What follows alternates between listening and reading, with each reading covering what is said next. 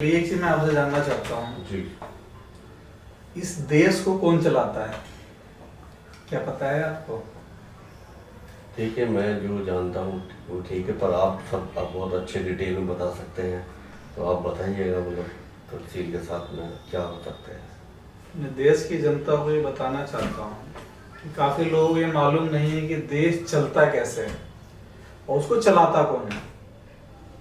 इस देश के अंदर में एक लेबर क्लास का काम करने वाला हो, रिक्शा चलाने वाला हो, ठेली चलाने वाला हो, मध्यग्राम का नौकरी करने वाला हो, किसी शॉप पे नौकरी करने वाला हो, ये छोटी दुकान चलाने वाला हो, हर इंसान इस देश को चला रहा है।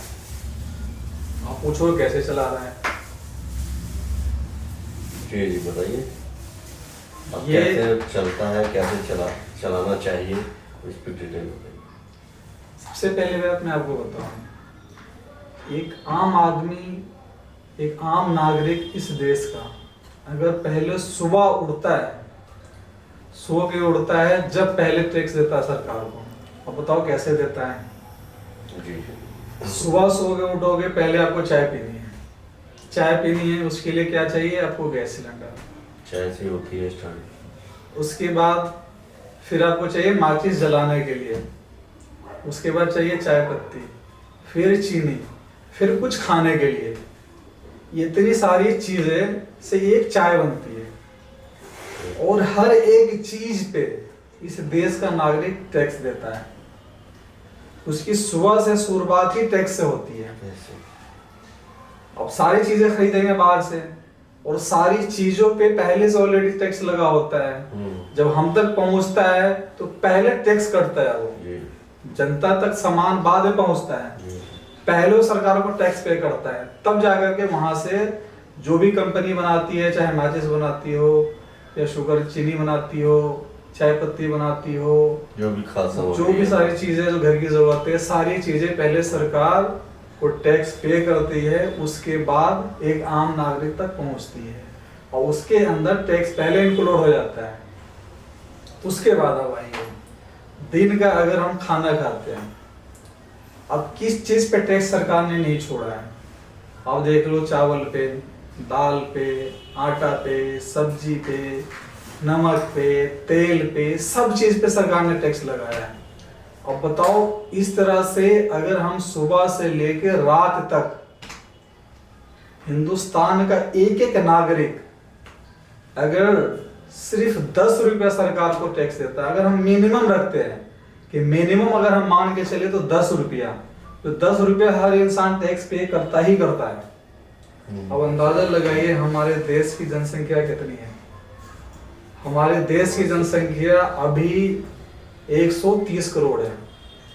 130 करोड़ जनसंख्या का अगर 10 रुपया जोड़िए तो कितना इकट्ठा सरकार के गोदाम में सरकार के पास पैसा, खाते में पैसा जमा होती है।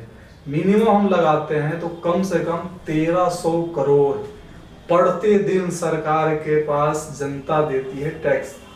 उस टैक्स के पैसे से देश चलती है। और चलाने वाले लोग देखिए, उन लोगों का रहन सहन देखिए। एक आम जनता को एक वक्त की रोटी ढंग से मिल जाए, उसके लिए पता नहीं कितनी जद्दोजहद, कितनी मेहनत करने के बाद बेचारे वो अपने रोटी का इंतजाम करते हैं।